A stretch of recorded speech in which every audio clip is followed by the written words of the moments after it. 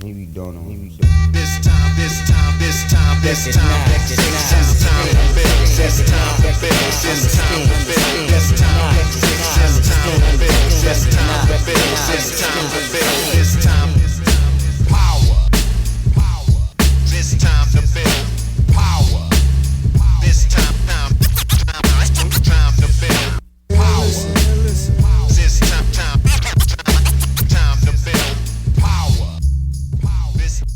What's up, everybody? I'm your host, Chris Hampton. Welcome to the Power Company Podcast, brought to you by PowerCompanyClimbing.com. It's been a little quiet over on this feed recently, but for good reason. As we were wrapping up our focus on movement skills and technique that we've been in for the last few months, I put together a course and an evaluation tool called the Atomic Elements of Climbing Movement. That's going to drop for all of you next Monday, August 5th. And to be honest, I know there's nothing like it in the climbing world. It's a whole new system of looking at climbing movement, looking at it through a new lens and categorizing it. I believe I've gotten to the root of climbing movement. And this evaluation tool, I think, is going to be a game changer. I'll tell you more about that next week when the course drops. Today, I'm talking with Allyson Gunsallus, who is a mom and climber and is directing and producing a film series called Handholds: Climbing After Parenthood, which will be a professionally produced, free-to-watch web series to benefit parental and maternal wellness in the climbing community. And they're currently shooting for this, planning to release it in spring of 2025. And as a new parent, for the second time in 20-some years, I'm excited to see how other parents are solving the logistical challenges that we rarely see explored in climbing media. And there are some heavy hitters going to be profiled here, not just pro climbers. There will also be working people who are inside of the climbing industry and have really built their lives around climbing and are having to work hard to figure out this new paradigm. Allyson will tell you all about that in the episode, though. Just this week, Allyson launched the Seed and Spark campaign for this series with incentives from Bayal, Uzumaki Ceramics, and we've contributed 3 proven plan and course packages. And you can find the link for that campaign right there in the show notes, and you can help support the production of this project. All right. Allyson and I start out by discussing our own experiences with parenting, how this go-round has been different for me versus my first time parenting 26 years ago. And then we get into what Handholds is, why she wanted to make it, what the goals are, who she'll be filming with, and more. Let's get into it. It's time to build. It took me a second to recognize the name as the play on words that it is, the Handholds.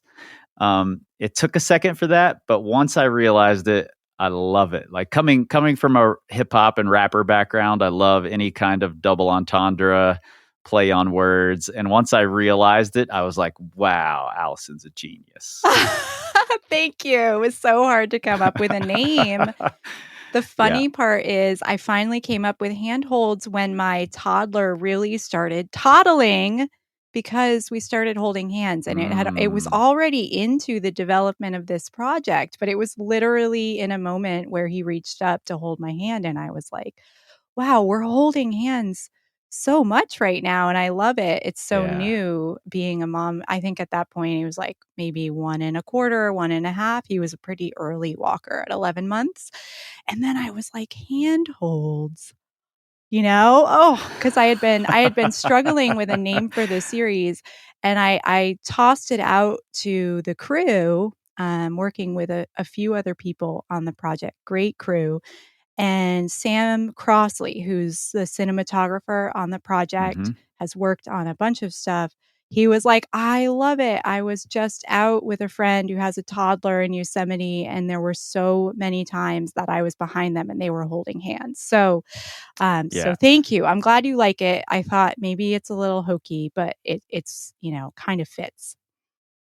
Yeah, I think it fits perfectly. Like it fits the almost like well, I mean, obviously it fits the climbing world, but then I like the sort of playful nature of that sort of wordplay as well, especially when we're talking about having young kids, How old is your toddler right now? He's 2 3/4. And before I had kids, I always kind of like scoffed a little bit at the like 3/4.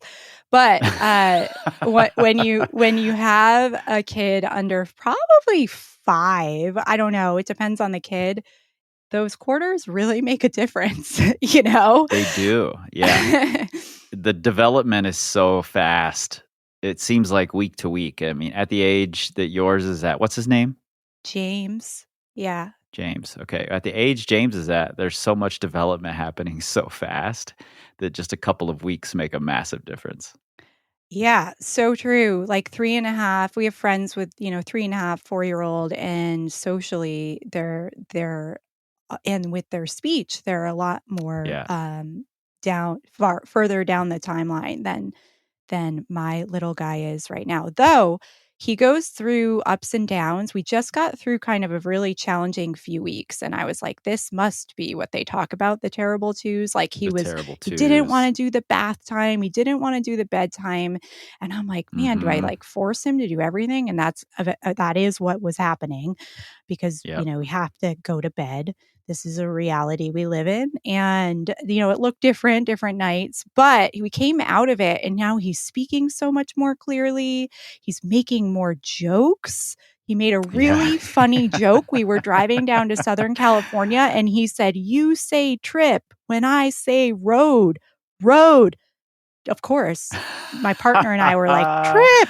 And I'm like, "Where That's did he even get this amazing. from? Road, trip." Yeah, amazing, right? He's not even 3 and he's doing like call and response comedy. But that was the fruit that came out of this like 3 weeks of a lot of like turmoil, Mm-hmm. right? Like he's on a new plane of reality now. So Yeah, I love it it. was so challenging though, because I get in these stages and I'm like, this is never going to end. Like this must just be how he Mm-hmm. is. And Yeah, this is how he's because gonna be until he's 22. yeah, exactly. And then we come out of like the 2-week period, 3-week period, and it's like, oh wow, like no, he was just figuring out some really big things in our world. Yeah, totally. Yeah, I mean, mine just turned 2 in June, Harper, and so all of this resonates with me. Like I'm right in the thick of it as well, just a couple of months behind you. Just turned 2 in June. Okay, all right. So like 2 and almost, well, no, you're like not even a quarter. Yeah, I'm still just saying 2 at this point. Yeah, got it. Okay. Yeah, yes, there's a lot to come, and it's so different for different kids, like, as far as what happens when, yeah. Well, Yeah. cool. We Well, have a well, lot and that it we can relate to with each other's journeys, I think then. Yeah, totally. And you're so right that it's different with different kids. I have a 26-year-old as well, and she was just here with her daughter, and getting to see all three of them, my two daughters and my granddaughter, and recognizing the differences in like not only their personalities and how they respond to things, but also just the way I raised my 26-year-old, the way she's raising her daughter, and now the way I'm raising this new daughter. Um, it's really fascinating to me. That is so rad, and it's a reason why I was interested in having you on this series I'm producing about parenting after climbing.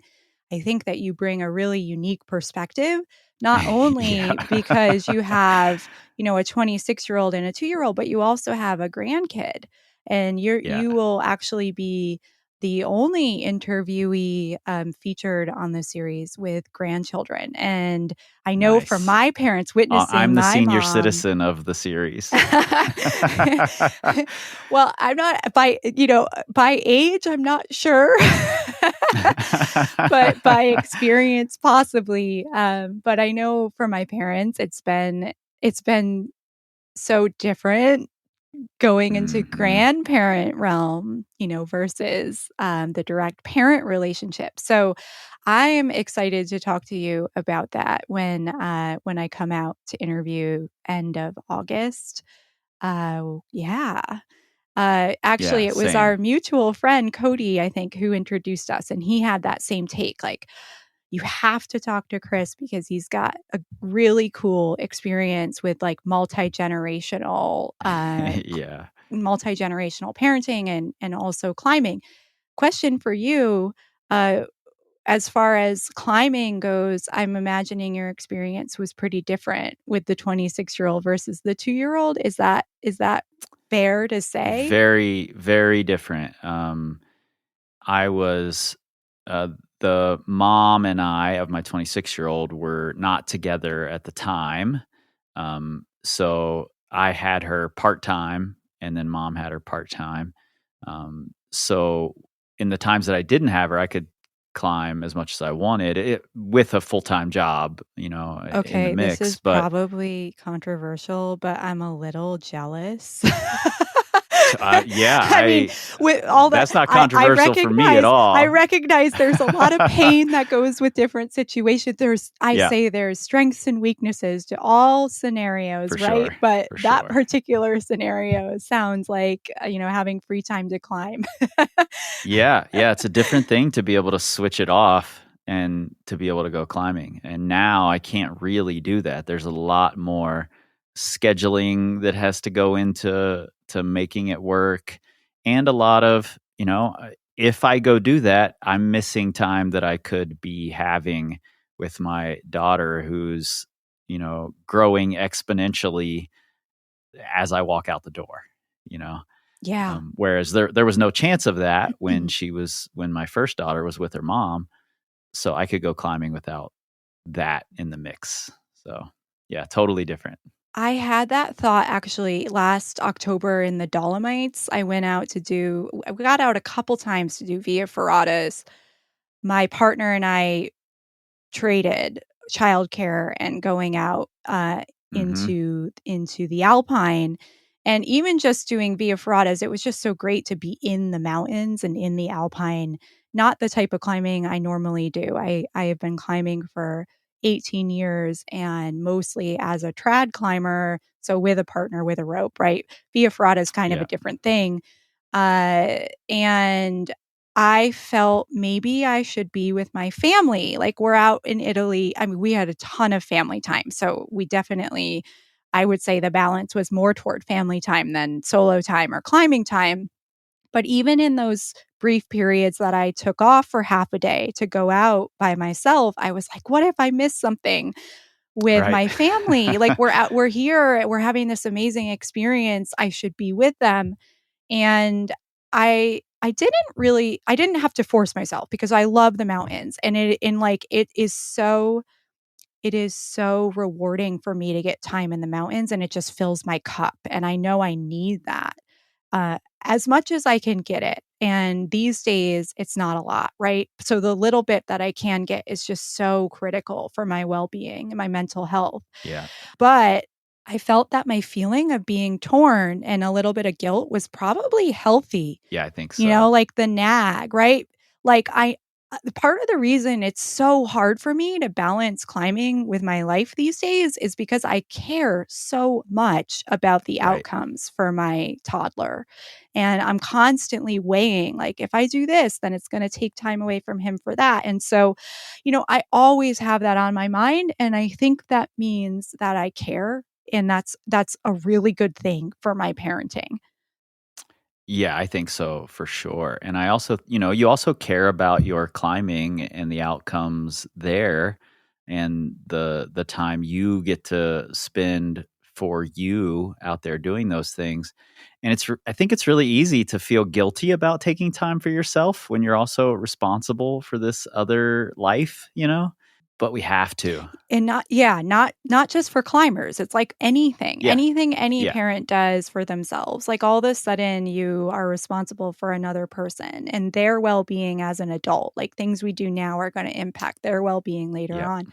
So, absolutely, this is not unique to climbing, but I do think that climbing offers it's like a microcosm a bit. Like it kind of brings everything, all of the questions for all parents into like a very refined lens. It brings it under a Yeah. refined lens because we're dealing with questions of like taking risks on our own and how that impacts our family, or how that could impact our family if something went wrong.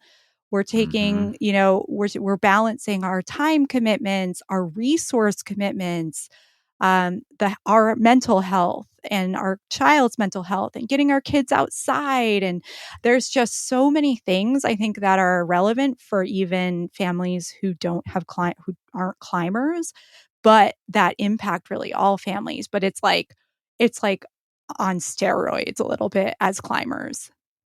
Yeah, totally. And I think one thing that's really important about continuing to care about your climbing or whatever it is as a parent is that you're not only like directing your child's young life in some way, but you're also providing this example for them, and they're picking up everything you're doing. So if you're putting your entire life to the side to focus on them, they see that and they're going to be influenced by that. So I like the idea that my 26-year-old daughter got to watch me for years chasing my own goals as well. I'll be the best parent I can be while we're together, and then I'm also going to chase my goals. And when you're old enough, I'm going to say, hey, this weekend, I really want to get out and do this thing that's,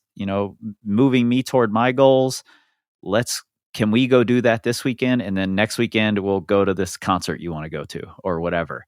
Um, so having those sort of conversations and being that example throughout your kid's life, I think is so massive. Yeah, taking that another step into the realm of showing passion and like living Mm-hmm. passionately and like pursuing passion.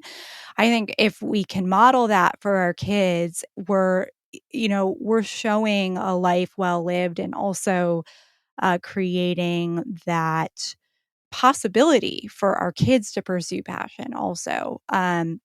The thing that we hear often is a little bit more of on the in the negative, where you don't want to be resentful of your kids. Like you don't want to Right. not do your Right. thing because it could make you resentful and a little bit bitter, and then you're not going to be positive and optimistic as a parent, which, as you said, Chris, you're absolutely right. Like they pick up on everything, right? So like Mm-hmm. if I am like having a stressful work week, like you can bet my toddler's having a harder week too, right? Like it just kind of, Yeah. and it's like the in a family, that's how it goes. Like your moods and your attitudes kind of rub off on each other, and it goes the same the other way as well with passion. I think we tell that story a lot about minimizing the negative feelings by being able to pursue what we want or make time for ourselves to kind of fill our cups. But you're absolutely right. There's also that more positive take on it, which is modeling the type Yeah. of life, that we want everyone around us really to be able to have, and that beauty and that inspiration that comes from, for us, climbing and being out on the rock. Yeah, absolutely. Well, we just jumped into talking about our own kids and our own experiences. Let's back up just a little bit and tell me what Handholds is. Yeah, Handholds is a free to watch web series that we are producing. So we, a crew of four, Sam Crossley, cinematographer, George Baker Jr., photographer, and Taylor Keating, editor. And these are very talented contributors. And I'm so proud to be working with them on this series. Honestly, I keep saying I'm actually shocked that this group of people has come together for the project, but it was really important to me to put together a team who would give the attention and the professionalism to this topic that it deserves. So I came Mm. up with the Handholds web series when I was in my postpartum period. So we were talking, my son is 2 3/4. So I had him November 2021, and I was really naive and thought, oh, I'll have this baby and I'll get back to climbing, because I had never had a baby before. And I just didn't realize how tough my postpartum recovery would be. I had a really long labor and delivery, and was in the hospital for 5 days. And so was Wow. absolutely exhausted when I got home. And then also just how much attention my newborn would need. I thought I would be able to step away more than I did, and I it could be different for different babies. I don't know. I've only had one, but my idea of getting back to climbing as as a mom to a 2 month old really was not the reality at all for me. And I started thinking, I can't be the only one having this experience. And so I looked online on social media for resources and just to feel a little less alone. And I couldn't really find much. I saw a lot of posts that were those moments of success that families outdoors are having. And it Yep. honestly just made me feel worse and like, what the heck are we doing wrong here? Because climbing was so important for my mental health before becoming a parent. And I was in this moment where I really needed it again for my mental health, and I just couldn't Mm-hmm. access it anymore. So my newborn grew a little bit, and I realized, I could help the community from my computer at home, which is a little more accessible than actually getting out to Yosemite from our house. We live about 4 hours away from Yosemite, which is where I've climbed for the most part, throughout my climbing career. And I started, lining up interviews with professional climbers who are parents about their experience and kind of what are they doing to get back out? Did they have challenges? And we are putting together 6 20-minute long or so episodes that we're hoping to start releasing by the latest in the spring. We have filmed 2 episodes, one with Beth Rodden at her property in Yosemite, and a second with Micah Burhart at her home in New Hampshire. And we have 4 more lined up to shoot end of August in Colorado and Wyoming. So this really is meant to be a resource. This series, free to watch, and the episodes are short enough that you could watch them during a bottle feeding or a nursing session. And it's like pulling back the curtain, right? Really, it's like asking the behind the scenes, like how easy really was it to continue climbing? Because some of my interviewees have some great photos online of those great days Mm-hmm. out with their families. But I'm like, now that I'm a parent, I know there's more to this story. And so how can Yeah. we create as a community more spaces for parents to feel better about, what they're going through? Yeah, that's so important. And I'm, to backtrack just a little bit, you reminded me of a quote from Andre 3000 from Outkast in the song Miss Jackson. He says, you can plan a pretty picnic, but you can't predict the weather. And I think that's such an important idea for having a baby and then trying to do things with the baby, with kids. And that's that has to be the mantra for the first several years, and maybe all the way until teenage and beyond. It's got to be, you can we plan a have all pretty these picnic, plans, but you can't predict the weather. We always say, so every trip's an expedition and every morning's an alpine start. Totally. And I'm also glad that you're including people in this beyond just the people whose jobs are climbing, and I'm not trying to take anything away from the people whose jobs are climbing, who are having kids and getting back to climbing quickly. But it's definitely a different paradigm when it's you have a full-time job, you're also trying to pursue climbing, you're also trying to pursue this writing that you want to do, or filming of other things, or whatever it is you're doing that's all rolled into this being passionate about climbing and outdoor adventures.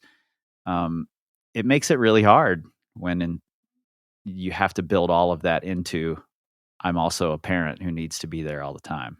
Yeah. So George, the photographer working on this project, he pointed that out as well. It was really important to me to choose subjects who are balancing family. They've created a role for themselves in the climbing community, whether that be through climbing or having some other leadership positions. So obviously, climbing is really important, to the people I'm talking to.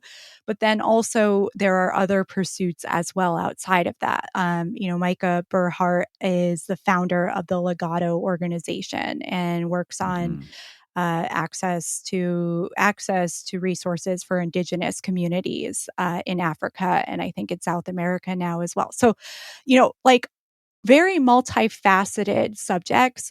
It was also important to me to include dads in the series. There is a lot of rightful focus on mom's experiences because nursing and postpartum recovery is huge, and the mom experience is, just such a huge role in the family. Yeah. And historically, moms have been responsible for the bulk of childcare. And that's part of the reason why I think there's been less of a depiction of these issues in climbing media. I think moms have not had as much disposable income to get stories like this out there. And then also, until women started climbing more and families, maybe we weren't sure whether these stories were even relevant or interesting. So there's been some shifts in our community recently. But it was important to me to include the dad stories because dads are going through the biggest transition, one of the biggest transition, probably the biggest transition in their lives when they become fathers. And I don't think we should gloss over that. Totally. I appreciate that. And you've got the Glassbergs in here as well. Is that right? Yeah. So I mentioned Beth and Micah. I've got John and Jess Glassberg, Eddie and Anna Taylor, Chris Kalous, who is the Enormo baby, right? Who is the Enormo baby daddy?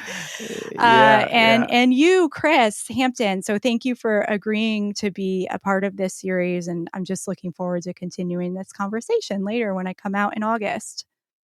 Yeah, I'm excited to see the Glassbergs part simply because they've got twins, and I cannot imagine having two toddlers running around that I'm trying to wrangle. Micah also mom to twins, right? And she Oh, said really? when she found out that she was having twins, it was like she went like this, the record scratched, Yeah. Wow. Yes, absolutely. And I have to keep this in mind also. Like, I only have one toddler and I'm not climbing all that much these days. We have a climbing wall off of our deck and I climb a bit in our yard. But I mean, really, what I like is like long multi pitch climbing in Yosemite. Like, that's always kind of been what I've pursued. And I get out to do that probably a few times a year the last couple years. Otherwise, it's like bouldering, gym, and like shorter stuff whenever I can. But what I wanted to say was that my experience is I have one toddler, right? And I have time to do this project and I have time to work full time. I work full time in biotech, actually.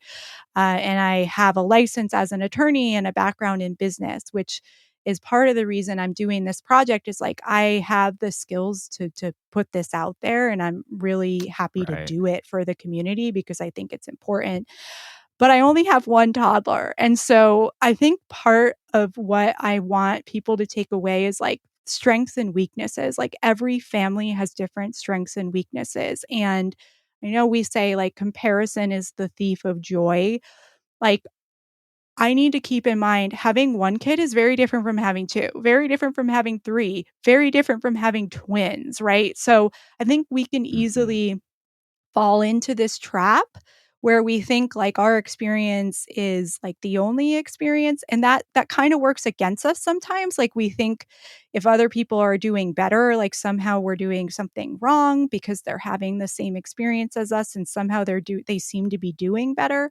But it can also work the other way where maybe we're not realizing other people's challenges too, right? So you're absolutely right. Yeah. The twin experience is like a whole Yeah. Wow. different ball game. Yeah, absolutely. Well, and I've coached lots of parents, be it moms and dads, and women while they're pregnant, and so I've worked with lots of people through these different scenarios, and it's really easy to, to your point earlier, look at something like Instagram and see, oh, these other parents seem to have it totally figured out, and they're out having these great times and adventures with their kids out at the crag. um, you see one photo or a 30-second video and you think what their whole experience is like. You don't see the breakdown that the toddler had that then causes a breakdown for the parents. But it's really easy to see all that and think, oh man, I'm doing this all wrong. I'm missing something. So it's nice to have a lot of different experiences that you're talking through with these people and showing from these people, because things like how close you live to climbing, and where you're at in your climbing, and how close you live to um, in-laws or someone who can be a regular caretaker that can help you out. All of these things make a huge difference, and we just tend to gloss right over some of these really important parts of the experience.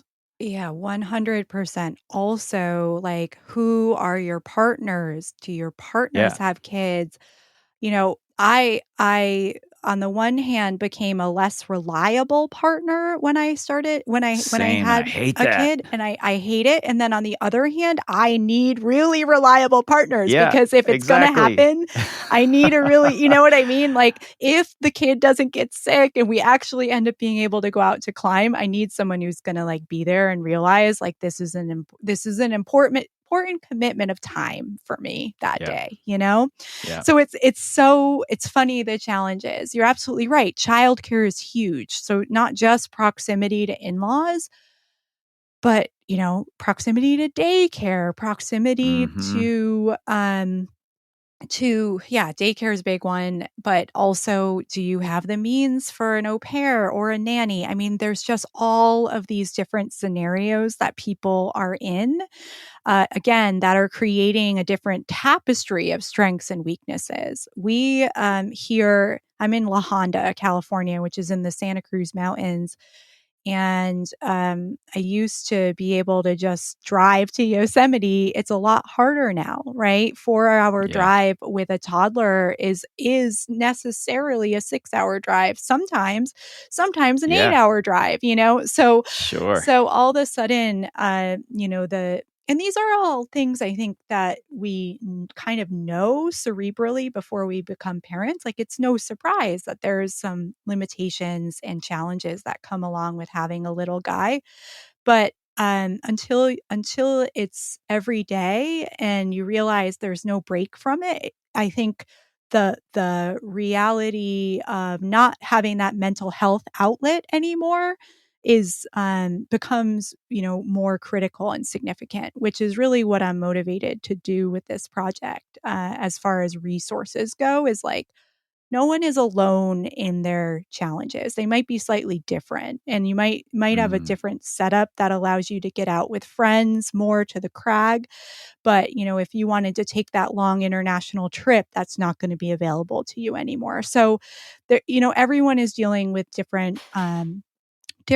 different tapestry, right? Like I said, of strengths and weaknesses. Yeah, totally. I'm so glad you brought up the like becoming the bad partner because I'm really excited to talk to you about that when we film actually. It was this past winter was certainly the hardest winter of my life, and a big part of it was reconciling the fact that I have to bail on my partners so regularly, and that's a thing that I've prided myself on. It's part of my identity for my entire climbing career. I don't bail, and now I had to be that person all winter long. So Oh man, it's really challenging, so not just the like logistics of having a kid, but then what happens afterward when you have to become the wishy-washy partner who's never a sure thing. yeah, and you mentioned a huge word here, identity. And I think Yeah. climbers are so wrapped up in their climbing and their identity as climbers that really is why when you do encounter these challenges as a parent, that we realize even before parenthood will be a reality, but then it's all the time and you realize you don't have that fast lane back to that previous identity anymore. That's Yeah. really hard. And it's this time of transition when we climbers could really rely on our identities and those Yep. touchstones that we used to have.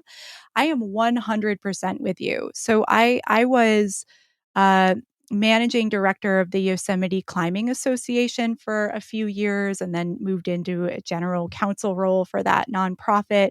And when I had my baby, I could not continue in the same capacity anymore with the organization. And it was a huge loss for me as far as my identity goes, right? Like, I really Yeah. identified with my role in that organization. And for the good of the org and myself and my family, it had to change, and I couldn't continue in the same way. Which is also part of my motivation for this project, is like, where do we like, how do we find ourselves after that change, and Mhm. I really believe in the power of the climbing community for social change. Like, we do it a lot with our awareness of environmental issues and DEI.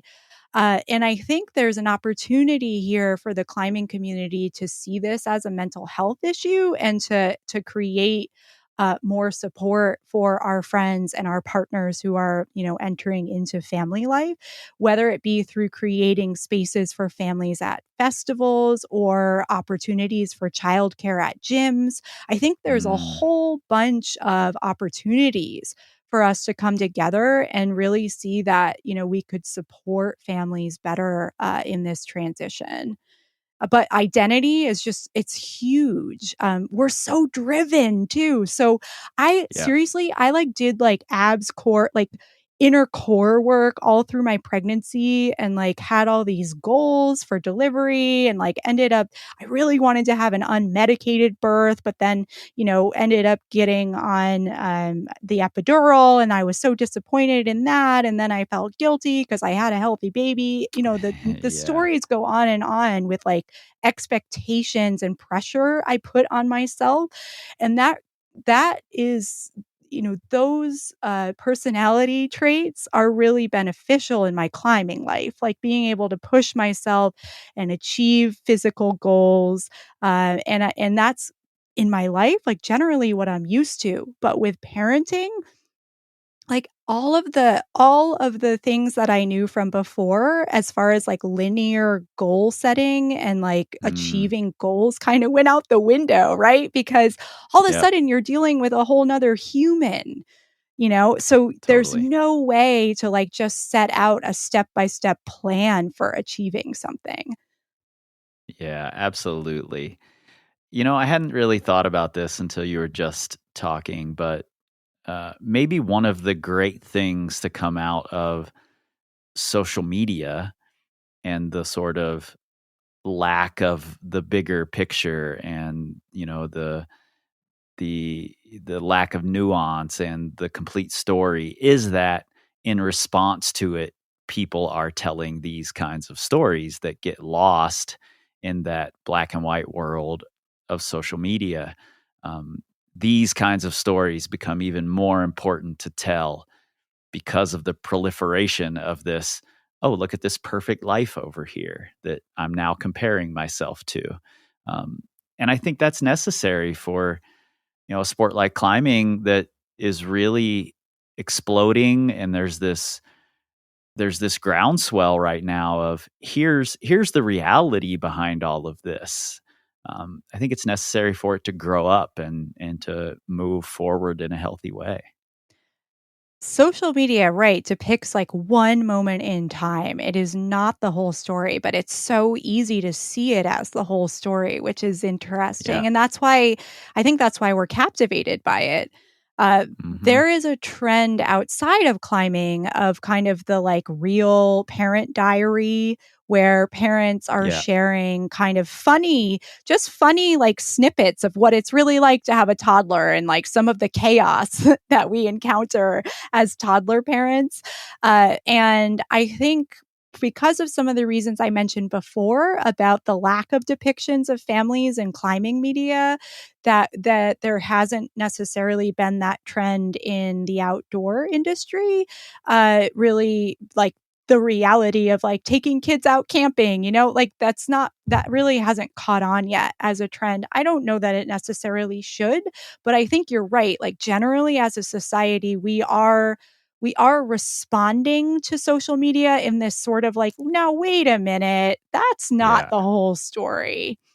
And Yeah. then the second thing I wanted to say was, you're absolutely right. There's this explosion in the popularity of climbing in the last decade or so. Like when I Hmm. started climbing 18 years ago, it was a different sport from Oh now. yeah. And as there has been an increase in the number of climbers, necessarily the demographic is going to age into family age. And I Hmm. think that's Hmm. sort of what we're seeing now because there's a lot of pure pro climbers who are having families now as well. It's getting to that age, where people are in their mid 30s, late 30s. Um in most cases, people I'm talking about now, and they're starting to have families. So I was like, there is a gap. There's a gap in the media depictions of the reality of climbing after parenthood, and there's a gap in the resources we're creating for our fellow climbers who are entering into family life.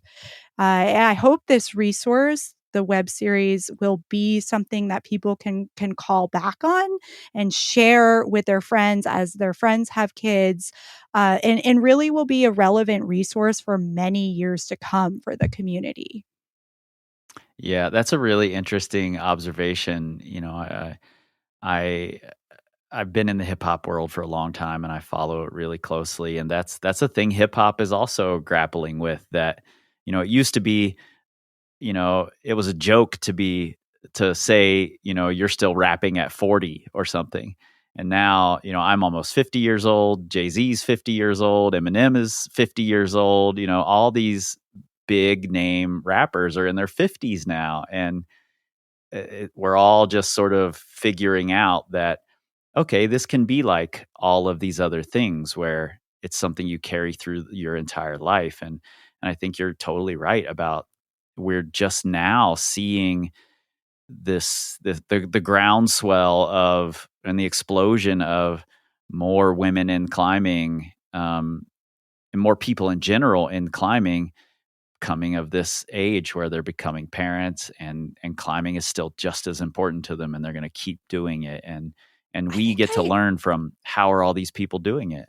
I actually saw on social media, I saw a graphic that showed the percentage of Olympic athletes who are women, and Yeah. I was actually shocked because I was born in 1986. I'm 38, and it went through the years from like it was 100 years, like the 1920s to now.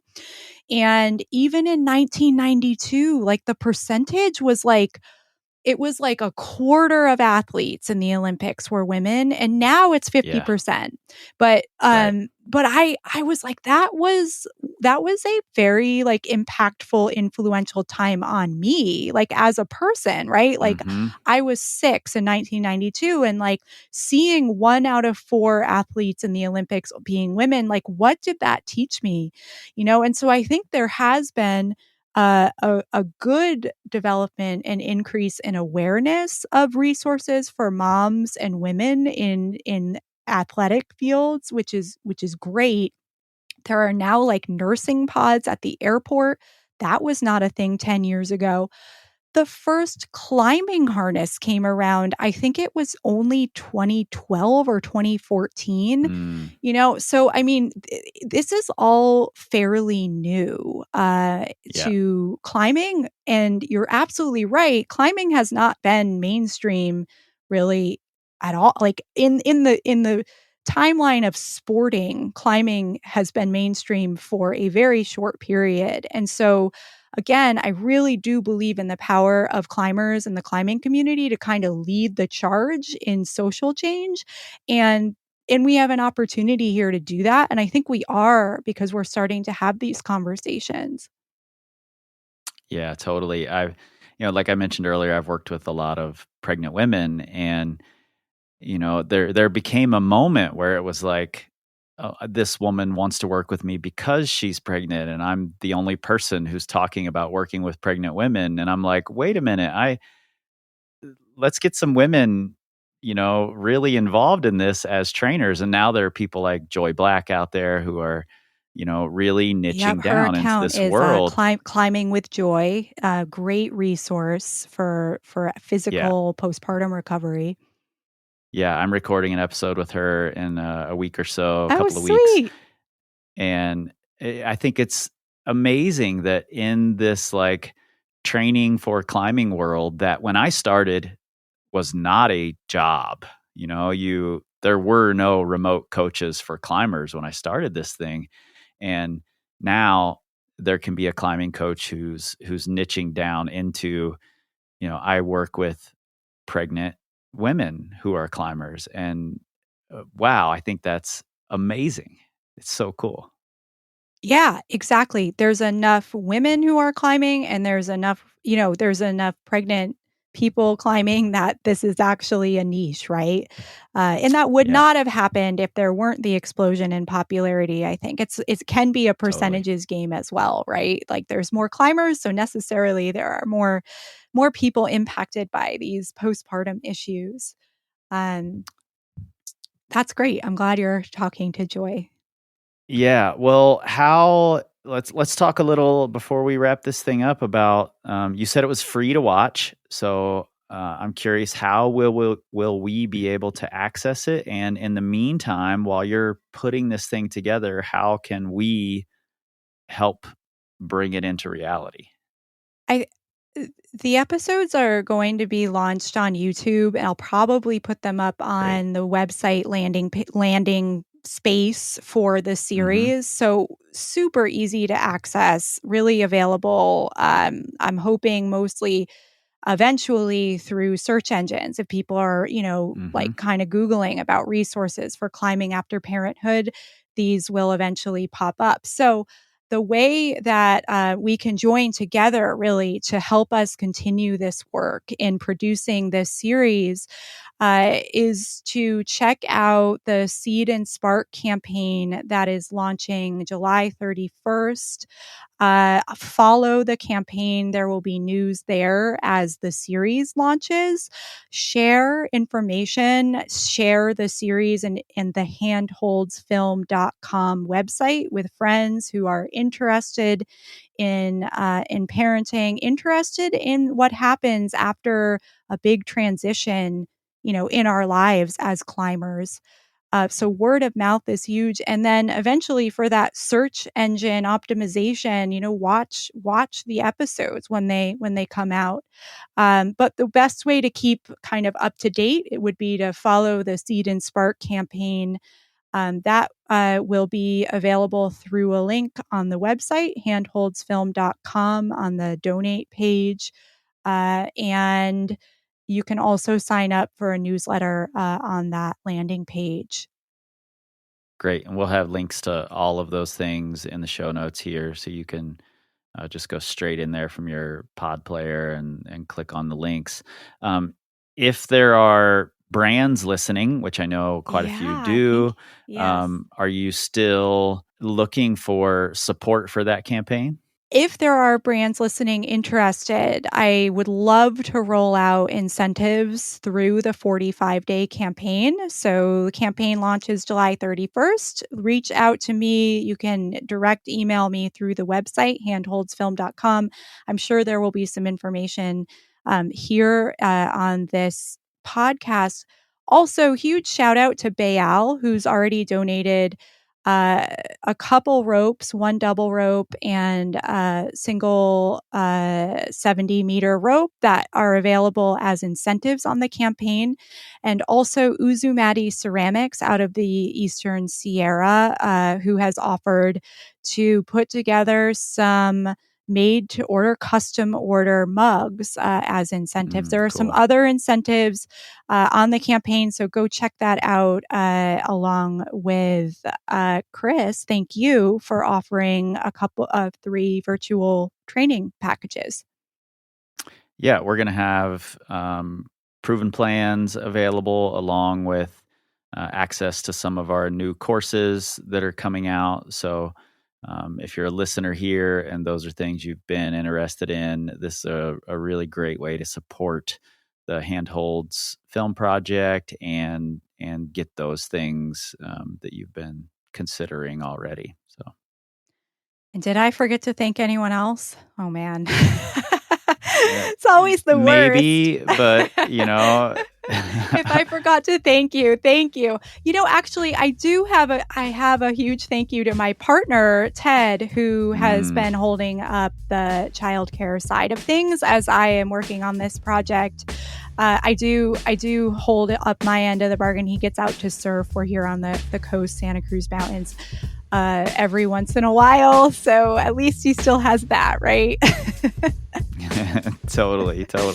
That's really important to throw in there. I'm glad you remembered that one. Allyson, thank you. I'm really looking forward to seeing these as they start to come out and getting to learn from the other parents who are going to be in this series. And I'm really glad that, something sparked you to put this thing together, because I think it's really important for the growth of this sport, this passion that we all share. Chris, thank you so much. Your attention and space for the project is huge, and it's been an absolute pleasure. Thank you so much. Yeah, glad to be a part of it. To be honest, even though I've been through this once already, this parenting thing, it's nice to chat with someone who's a few months ahead of me, where I'm currently at with my daughter, and to hear their challenges and how much reverence they have for this whole process. It's not an easy thing to do. and I think this film series, Handholds, will be really valuable for the climbing community as more of us become parents who are building our lives in and around climbing. It's not an easy dance. So go check out the Seed and Spark campaign for Handholds if you're interested in helping to support this project. And if you're a brand who's listening, reach out to Allyson. You can find all of the links to learn more about Handholds right there in your show notes. And don't forget, the new movement course drops next week. I spent several years developing this new way of looking at and categorizing climbing movement skills, and I really think it's going to be a game changer. I'll tell you more when this thing drops. But in the meantime, if you want to go deeper into the parenting while climbing rabbit hole, you can find related episodes and articles in your show notes and in our resource library at powercompanyclimbing.com. Learn, grow, excel. Maybe don't know. This time, this time, this time, this time, this time, this time, this time, this time, this time, this time, this time, power, this time to build power, this time to build power, this time to build power. This time to build power. This time to build power.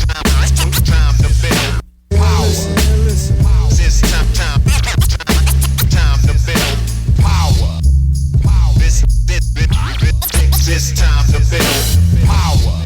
This time to build power. This time to build. This time to